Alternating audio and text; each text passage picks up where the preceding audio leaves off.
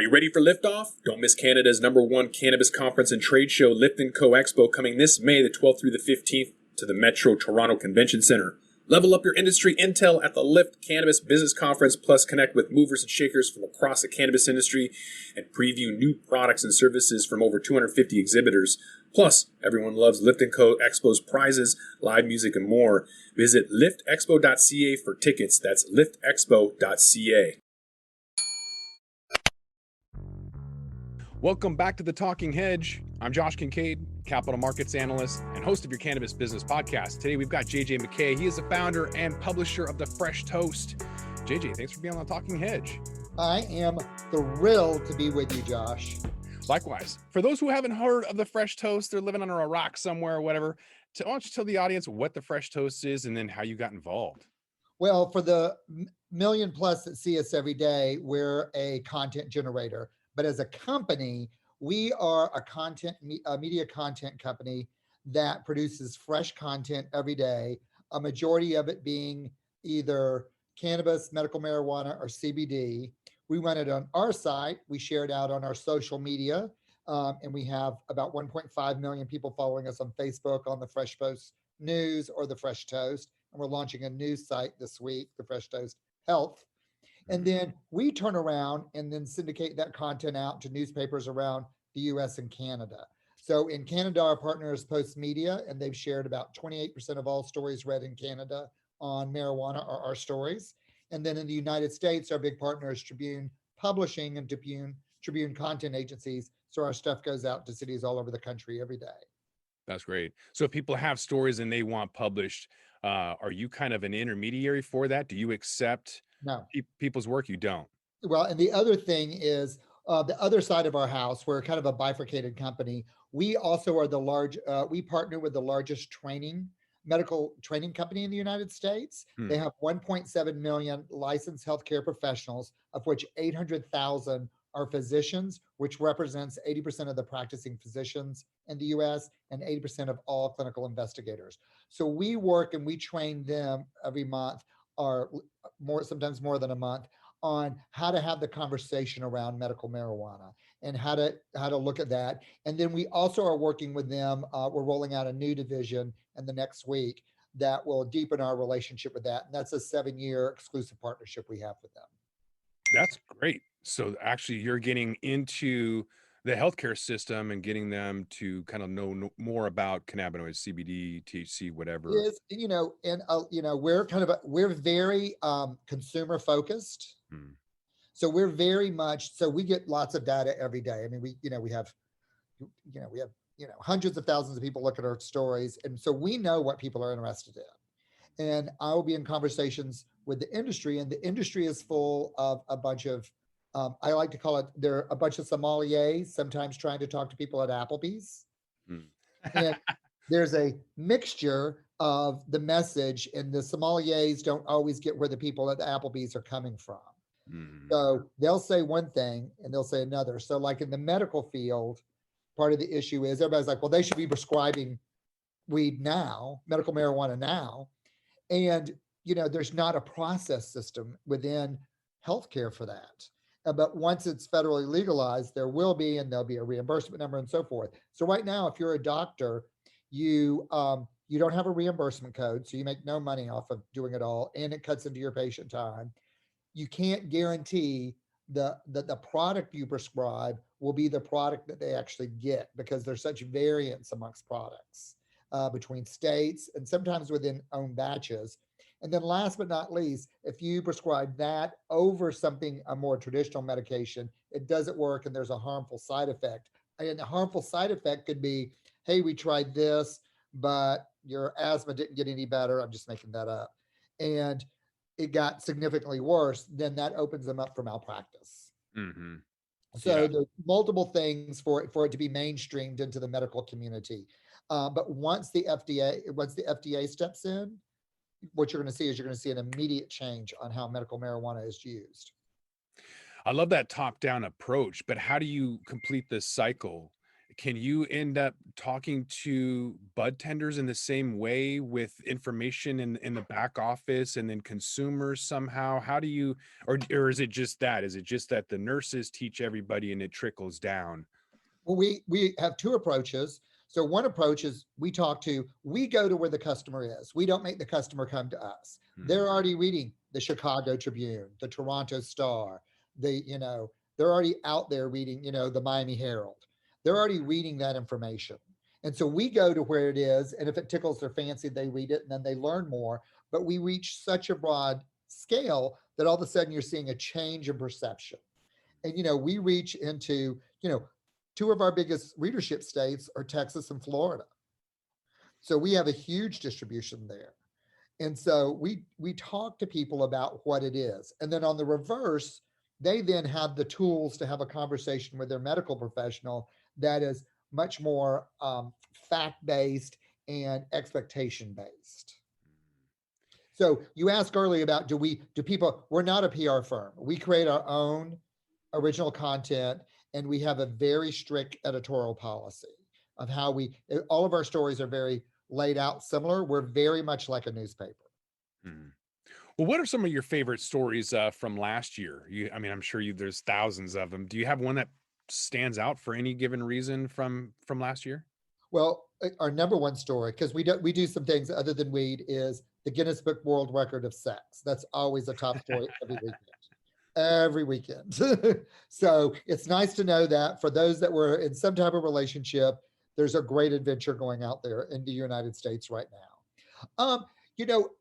What we saw, which is unfortunate, we saw a lot of trends on anxiety. We did a lot of medical stories around managing anxiety, managing depression, and managing aches and pains. I think people were trying to try different exercise routines, and they used CBD and or cannabis to help them when they didn't have someone guiding them correctly, and they might have had an oopsie on tweaking something or pulling something. There's a lot of people that were taking edibles this year, and I'm curious if you saw some of those trends in the industry and in some of the articles with people staying at home, a transfer from, the topicals that you would see to more edibles. And I'm wondering if that consumer behavior trend was temporary just during the lockdown, like people were eating a lot of sweets and edibles and everything. Or is it going back more towards the holistic approach? Was that a temporary change in consumer behavior, or people just looking for all kinds of alternatives in addition to flower?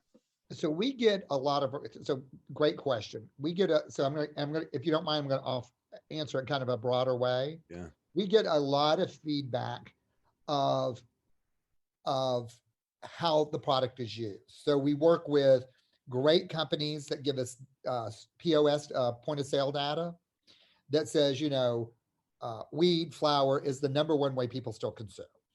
Edibles is probably the least way they consume, and that includes beverage.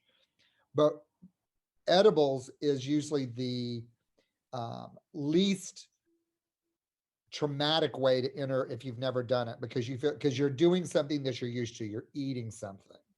So with people who do edibles, what happens is they tend to overindulge, or they want to try multiple things, and it's usually a journey. And so if their first time using an edible does well, then they can go on to it. And we have a whole series of articles around that Friday, Saturday, and Sunday always turn out to be really high performers on that. How to come down from a high, what to do with an edible. But we saw a lot more interest in it. And part of it goes back to brought down anxiety, brought down depression. I'm home all by myself. Why not try it? I'm tired of drinking.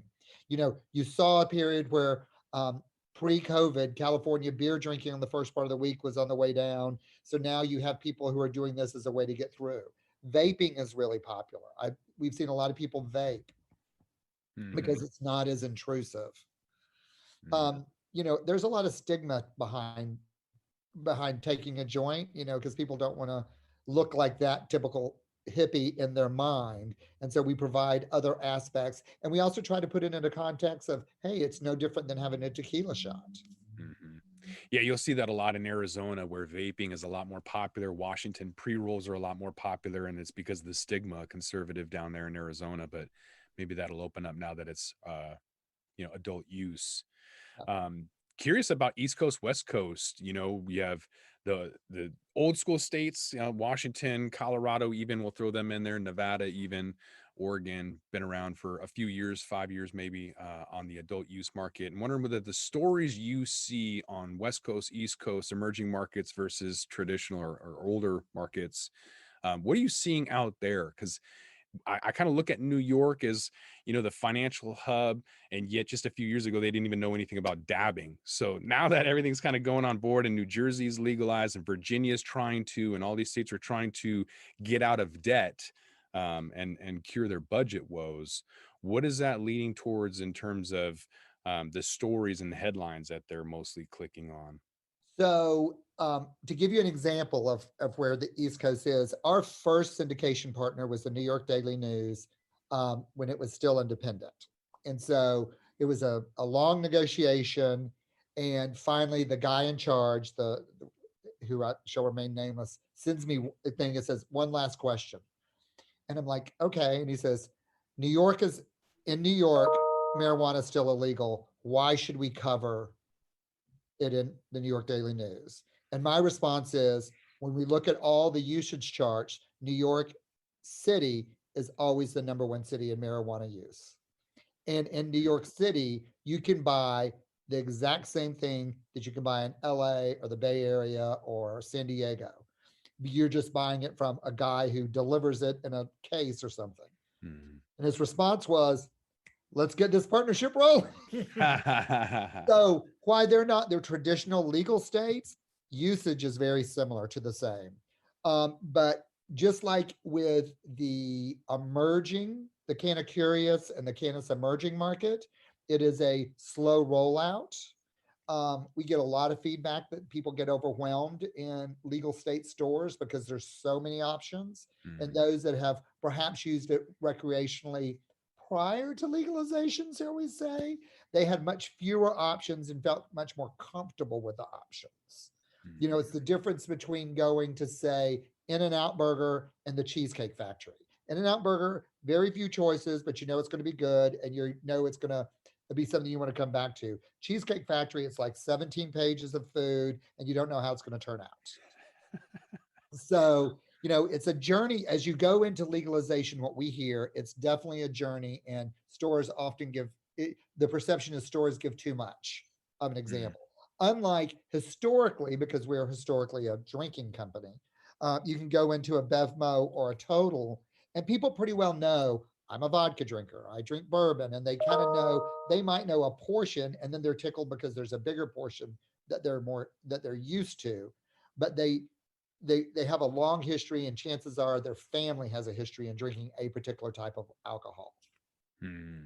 Does that make sense? Absolutely. Yeah. And I think with, what you said earlier about Florida and Texas being conservative and yet having some of the highest click rates, I find that really interesting.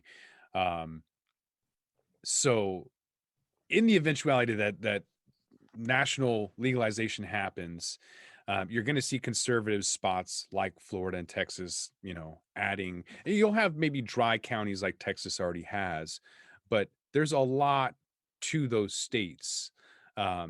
What are you kind of seeing? Because I'm interested in where both of them are going. I don't think Florida, you're going to be able to grow much, but Texas and Florida is going to consume a lot. So what are they really diving into in a lot of the conservative regions?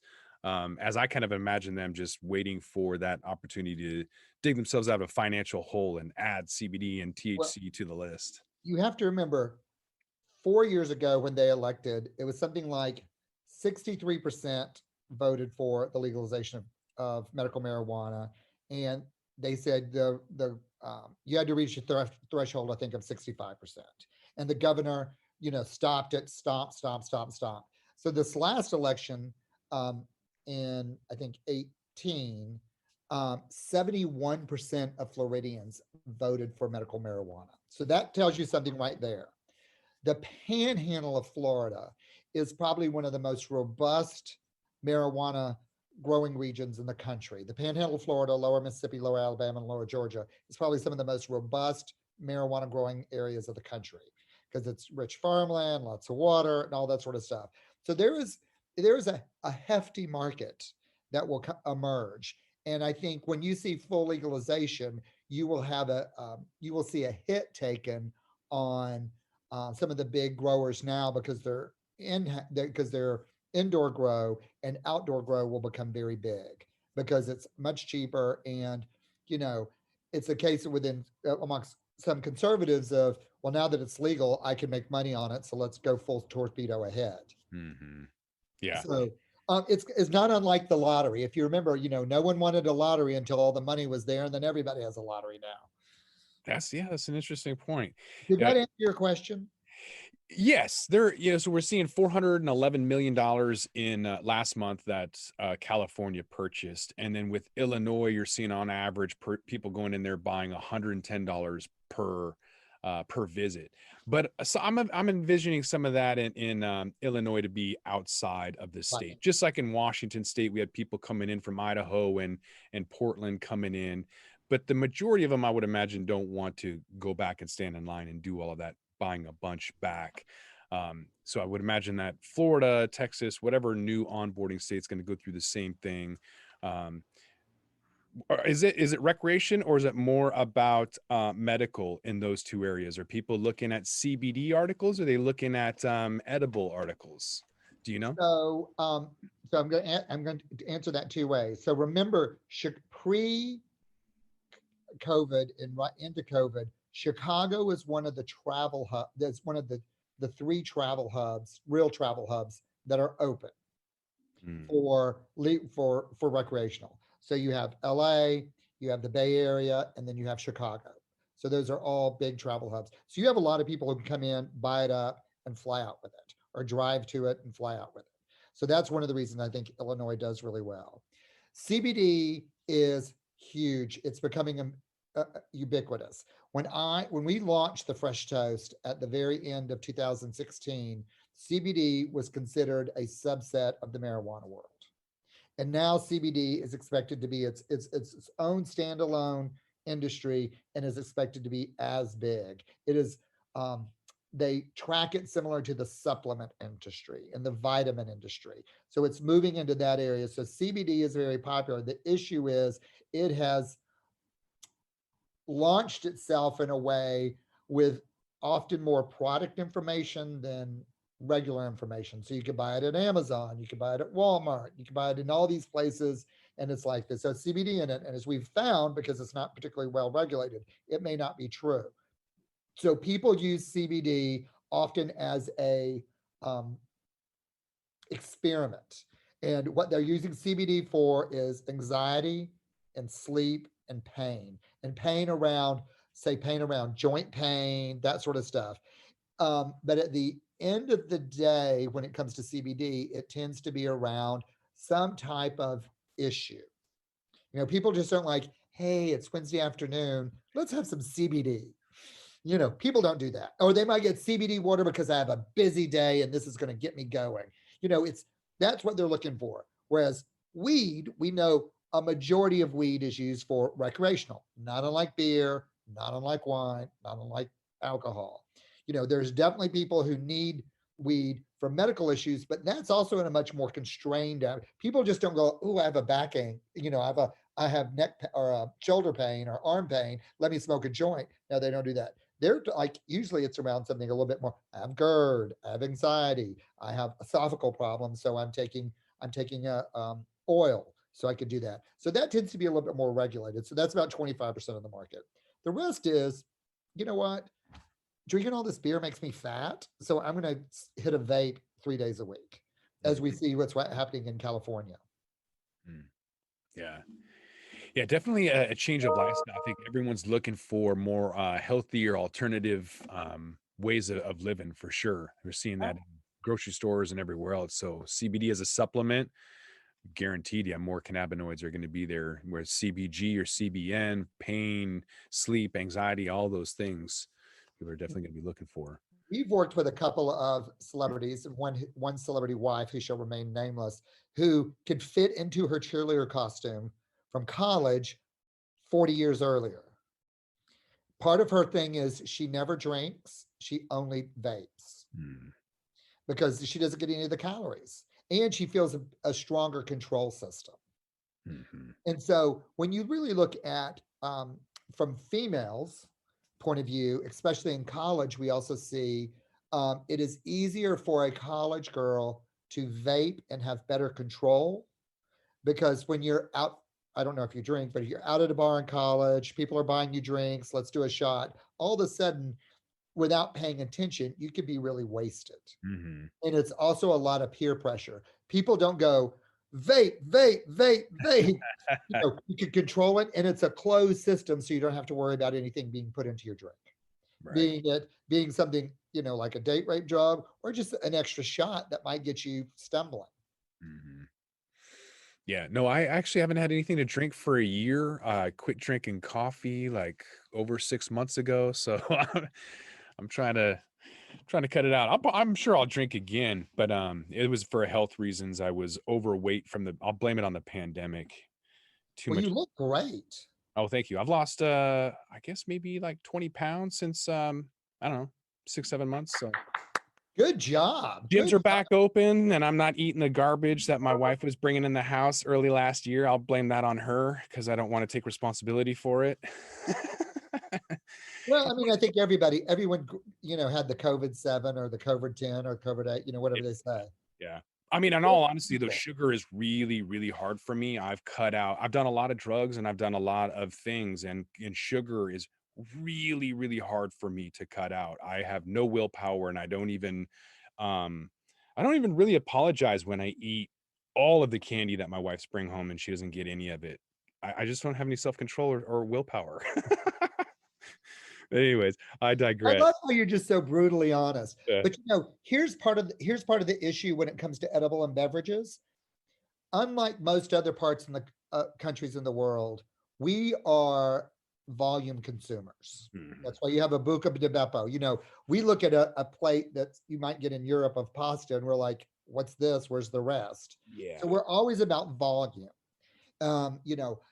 Rarely does someone have one beer. They have 4 beers or 6-pack. Rarely do you have one cocktail. You have multiple cocktails. So the difference is, you really can't eat unless, especially starting off, you can't eat a whole edible or 2 edibles. It's all about portion control. And that is something that as a consumer population, we have to better understand. The Mexican plates in here, like Azteca is a popular Mexican restaurant here, and the plates are just enormous, and the food is like for a tiny village, and you're like, what am I supposed to do with all this? Whereas I'm used to, I've lived in Japan and I've visited Europe, and I like the tapas style, the Japanese izakaya plates, shareable plates. I don't know what that means, like culturally, like are they, in Japan, if your water's low, they fill your water up. So are they going to go and like make sure your bong water's clean, or is in Europe, is everyone going to share joints? Or I'm not sure how that's going to work out, but interesting to see, like with legalization worldwide, how the culture is going to change. I'm definitely interested in the future and what's going to happen. You guys did a crystal ball prediction. I think the Fresh Toast had something about a month or so ago about crystal ball predictions. And I'm wondering if I can get your take on that, because I took the Fresh Toast and about a dozen other publishers. I aggregated that, albeit a small data set, right, and then had, maybe like 40 different data points on, it was about half as last year, which made me think people didn't really know what was going to happen because this year's so crazy. Having said that, here's what we got. Last year, Price and Profit was number 1. It slipped to the 6th slot as legal and regulation and politics. I kind of put that all together. Hits the number 1 crystal ball predictions for 2021 in the hemp and cannabis space. Almost 42% thought that something to do with either added legal states and or federal legalization was going to happen.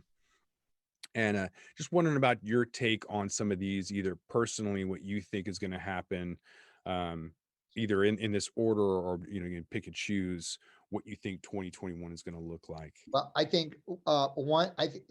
I think one is obvious. I mean, the administration said that they're going to do something. States need money. So I think you're going to see by the end of this year a fundamental shift on the legalization of cannabis. Now, will it be decriminalized? Maybe. Will it be fully open market? Maybe. And what people don't realize is the after effects of all that. Let's say if Biden tomorrow, fully decriminalized cannabis, you're going to have a whole change because then FDA is getting in. You have all these government regulatory agencies. It'll be 2 or 3 years before anything gets done. But definitely there's going to be change because we need that revenue and the public wants it. Mm-hmm. Yeah, So, once banking is legalized, then you have all kinds of opportunities, and things are just going to go crazy after that. so you'll have a surge of investor money because now someone like a CalPERS can come in, or somebody, you have all sorts of people can come in. Now consolidation is going to happen because once interstate commerce happens, there's not a reason for for people. You'll see companies consolidate, and they could be a Northwest company, they could be a West Coast company, they could be a Midwest company, they could be a national company, and have efficiencies by running it that way. The other thing that's happening is pre-COVID, we got probably every day 8 pitches. We're going to be the Veuve Clicquot or the Krug of cannabis. We're going to be super high end. But when you really look at consumer behavior, that's a really small portion of the market. The people who make money are the people who make, Hershey's and Del Monte, and who make $2 Chuck. They're the one who make rolling the money. When I started the Fresh Toast, I'd be at a party, especially in LA with some of my society girlfriends, and they'd be like, he's doing the Vanity Fair of cannabis. And I'm like, no, I'm doing the McDonald's of cannabis. And they're like, oh, that's not as attractive. I'm like, which would you rather own? One super fine dining restaurant or a chain of McDonald's? And they're like, well, you can always eat well if you own the super high end. And I'm like, and if you own the chain of McDonald's, they'll come to your house and cook it because you can afford it. So, so you're going to see consolidation. And I think we've already seen a reconfiguring where more people are going to mid-market of what you want. I don't know if you go to Target or Amazon Go or where else I was at this week, where we were looking at different stores, and Amazon Go and Target, it's all mid-market for alcohol. And so when they start carrying weed, it's going to be the exact same thing. What's the most? Not high end, not low end, just the middle. It's volume. Right. It's all about it's volume at a profit, which is a good thing. Now, when it comes to the consumer, price versus profit is a huge issue, because when you look at, who's doing the best in alcohol sales, and I say alcohol sales because there's so many more people selling alcohol right now, and it's really, the alcohol you could buy at a Kroger or a Fred Meyer or a Publix, which we're not a big fan of right now, but all these chains, it's whatever's accessible is what winds up being your biggest sellers. So when you have a product company and you want legalization, but the moment legalization comes all the big players, maybe not Walmart to begin with, but Target and Bevmo and Total, and they're going to push lower and mid-market stuff. And so that's where it's going to be. And probably push out a lot of businesses. If we follow what happened with the coffee industry, a lot of mom and pops got squeezed out. A lot of beer manufacturers actually were able to proliferate because of the mediocrity. I guess when you have just an average beer, for example, you want micro beers. You want maybe a specialized barista, whether that's a bikini barista or whatever. There's going to be specialized cannabis retailers for whatever fancy, you have, either a discerning customer or just somebody wants to buy bud from a half naked individual. There's going to have to be some kind of, circus show to sell more to. Well, it's funny you brought up beer. So 3 beers represent 52% of the market. You know what those 3 beers are? I'm guessing Miller and Budweiser and Corona or something, Constellation brands. Close. So the top 3 beers that own 52% of the entire beer market: Bud Light, Miller Lite, Coors Light. Those three beers represent 52% of all beer sales. Wow. Now, during COVID, a huge number of craft breweries went under. And the reason for that is they made their money on direct visits. Mm-hmm. People coming to the brewery, coming buying food, making it there. And when that stopped, because they don't have a robust distribution system, back to they couldn't get to, they weren't selling their stuff at Target or a Bodega or Bevmo or CVS. And so they don't have that distribution. So as we go into legalization, what's going to really happen is those who can't scale and distribute will become very boutiquey. The last time we've had an industry like this was with the let's call it non-TV film entertainment. It started off with VHS, and do you know why we have VHS as opposed to the other type? Beta, wasn't it Betamax? I Do you don't. know why we chose VHS over Betamax? I don't remember. No. The porn industry went with VHS, Ah. and so the moment they did that, that shot up VHS sales, and Beta fell away. So porn's given us mass publishing, it's given us VHS, and it gave us online banking or online pay systems, and it gave us streaming. They pioneered all four of those things. Just this little side note for the porn industry. But so we had these VHS that then went into all these mom and pop stores. It's like Third Avenue Video and Grandma's Video, and so all that went well. And then all of a sudden you had Blockbuster and Hollywood come along and either closed or gobbled up all these little ones.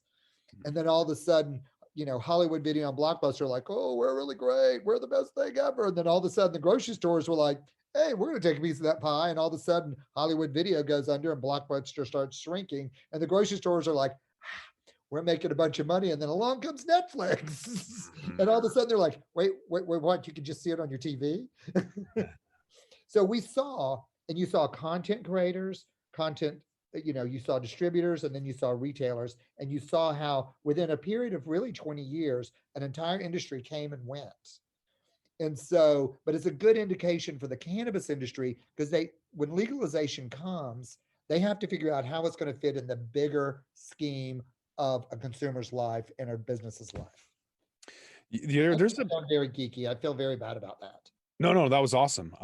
It's got my brain going. I'm thinking about things that are going to work and not going to work. Cannabis lounges are going to get delayed. Delivery is going to get fast tracked. What else, as the pandemic kind of created this? A stay at home probably got fast tracked 10 years. So stay at home is great. And, I think COVID was a benefit for cannabis because it allowed people to try something they might not have tried if they still had to be in an extended social circle. They were able to chill out, do something. And so what you saw is an increase in cannabis use. And it's making people more comfortable with it, as opposed to, you know what, we have nothing to do this weekend, let's try a edible, as opposed to, oh, we have this thing and we have this thing, and we're seeing the kids, we're doing our playmates, playmates, kids, parents, and all this other stuff. So now it's kind of shrugging down, and people are like, okay, well, let's try it. No one's going to judge us. And all of a sudden you're seeing more people more comfortable with it all. It also helped with a lot of people's sleep, because sleep was the number one thing people were willing to give up sex for sleep. More people were willing to give up sex for sleep during COVID than anything else. That's interesting. The number 5 on this list of 2021 predictions is demand. That demand will be just as high as it was last year, as cannabis was deemed essential business. 11% think the demand is going to remain where it's at, with including like new cannabinoids, including CBD and hemp, all those things, with possibly international expansion. Even though we saw some of the Canadians kind of pulling back out of Colombia, they still want it. So with Israel and Mexico legalizing, what's that going to do to investment? So demand is, demand's not going to have anything sharp until 2 years after legalization, because it goes back to ease for the consumer. And I've been at a lot of conferences, and it's always about what's my profit margin and what's my distribution? And rarely do they think about where's the customer going to purchase? So before you quit drinking, what was your favorite drink? What did you drink most often, I should say? A red blend. So great. How many times did you go to a wine shop as opposed to picking something up at the grocery store or something? Yeah, grocery store is a lot more convenient. So price and convenience are my two top decision makers, like everybody else. Yeah. And so therefore, when I have to go to a separate store to purchase one thing, that's why you don't see a lot of all beer stores. Mm. You can pick up beer anywhere and you can get different things, but you don't go to, oh yeah, we're going to drive across town, or we're going to drive an extra 8 blocks and go to the beer store to pick up something, because its convenience is the whole critical part to it all. And we have to also think we're not in a vacuum. Once we become fully legal, there's going to be there's going to be an outdoor grow market here. And especially in states like Kentucky, that is a traditional tobacco, this is another crop they can do. Same with Mexico. Mexico has a robust grow environment now there. They're going to push that into, if the numbers work out. And when I say if the numbers work out, it's cheap. Let's say it's more cost effective in their current distribution system for it to be in a legal environment. And if it was in a legal environment, they would have an overlay of regulation and taxes. But Mexico has Mexico doesn't rely on the US to furnish all their weed now. So the fact that we would assume that Mexico would suddenly go, we're legal, we're only buying this, might not necessarily be an exam. And the other thing is Colombia, so you have all these countries that are great grow countries pushing out to Europe. There's a mindset that, oh, here's the companies that are now. There'll be lots more companies that grow up. And why wouldn't you want to grow it outdoors? Because it's easier and cheaper. Mm-hmm. Yeah. Well, yeah, it's going to be a lot cheaper with federal legalization. So I was just at the vape shop and I saw that tobacco, a pound of tobacco is $18.99. I was like, wow, that's going to be amazing when cannabis is like, we'll just say $89.99 for a pound. I'll deal with that. I feel lucky enough to get $500 pounds right now. $30 ounces are really, really nice. So I think Oregon, you can get that at a retail shop. But I'm wondering with Kentucky, you mentioned Kentucky, and I think they have the least funded pension plan in the country. So will Mitch McConnell look to cannabis eventually to fill those coffers? Who pushed through the bill to help hemp grow in Kentucky? I don't know. Was it Mitch? Mitch McConnell. Was it? He was a little late to the show, though. Wasn't he? It came down to economic hardship and keeping jobs. Because tobacco. So when it goes legal, who are the 3 industries that are going to make weed go legal? Who are the 3 industries that are driving this in Congress? Oh, I would say the alcohol industry.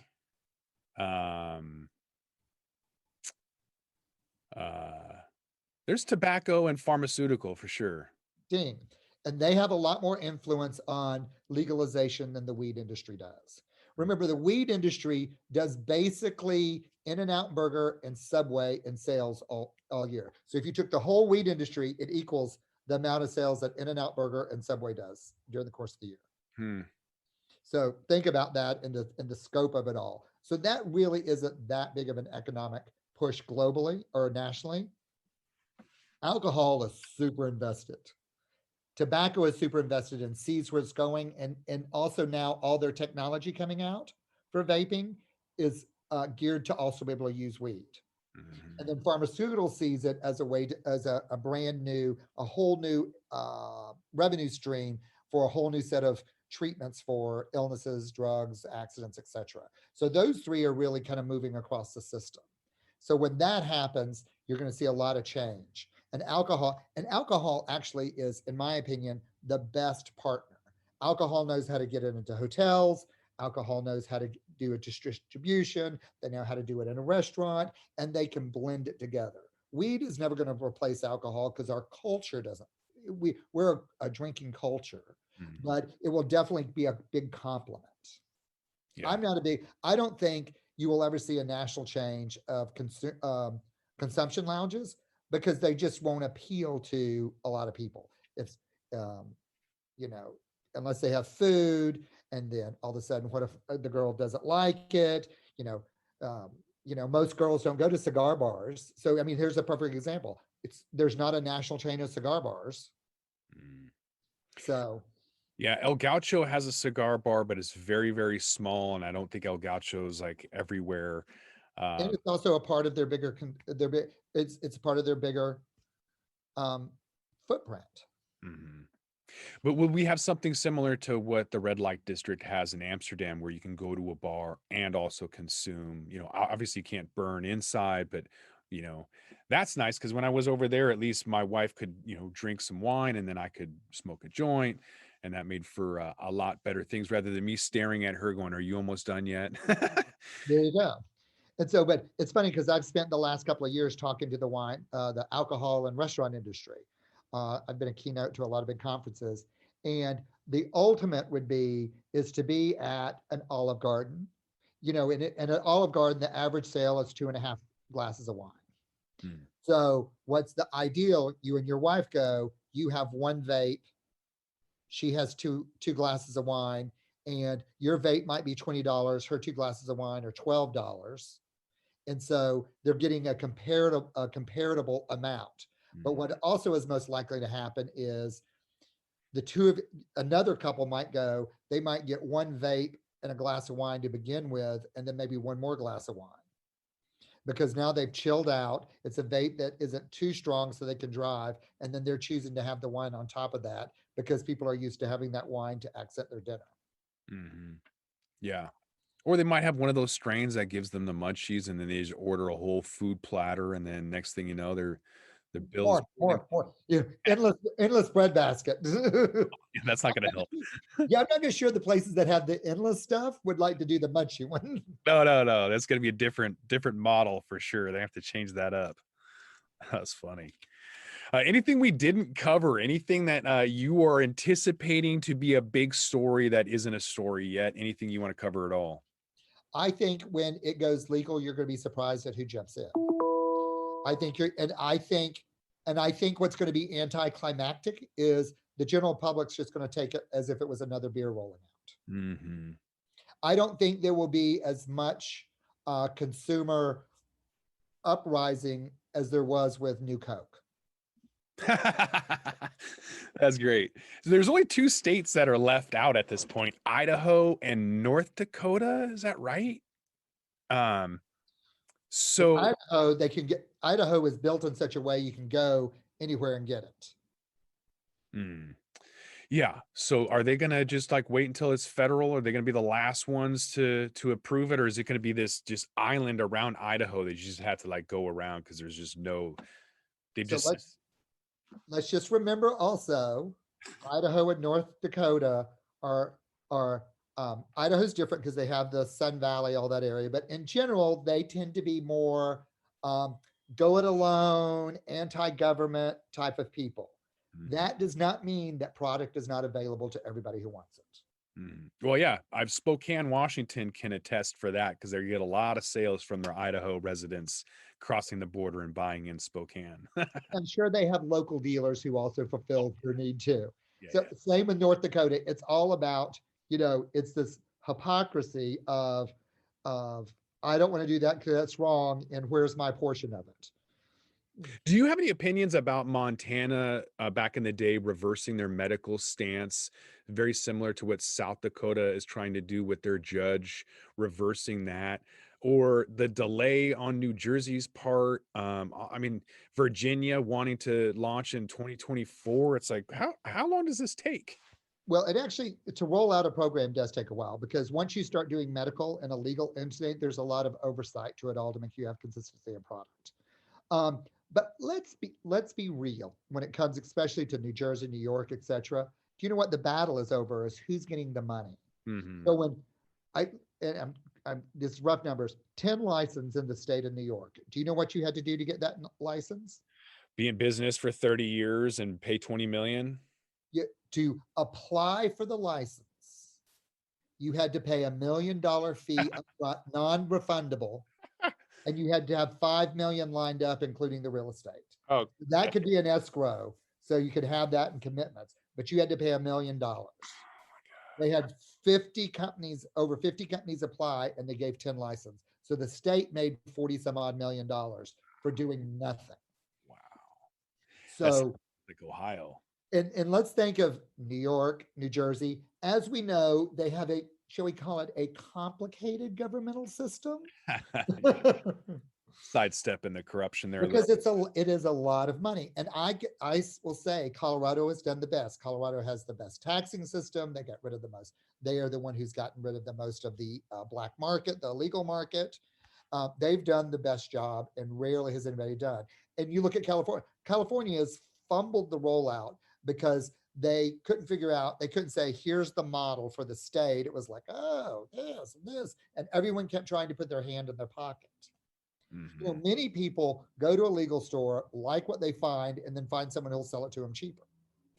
I like Colorado's vertically integrated opportunities. You can grow, you can produce, you can sell, and it really keeps everything streamlined and the price point competitive. And you can see that in some of these, analytics companies like Headset, where you can see the competitive nature.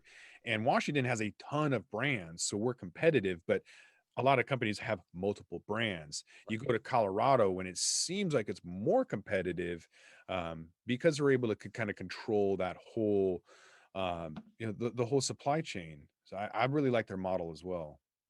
And there's some great point of sale companies out there. So we love them. Yep. Cool. I think with that, I think we're going to roll this one up. JJ McKay, where can they get you? Where can they find you at? What are some links? They can email me at publisher@thefreshtoast.com. They could follow us on social media at Get Fresh Toast. They can go onto Facebook and follow the Fresh Toast or the Fresh Toast News. Or they could, and on some days they could read us in their local paper. Great. We'll have some of those links in the description in the show notes as well. So with that, I think we're going to roll this one up. I want to thank my guest, JJ McKay. He is the founder and publisher at Fresh Toast. JJ, thanks for being on the Talking Hedge. Thank you, and have a great day. I will. I'm Josh Kincaid. This is the Talking Hedge. Don't forget to like, share, and subscribe, or don't. And I'm out. Don't forget to smash that like button on your way out and check out these other videos that we've got.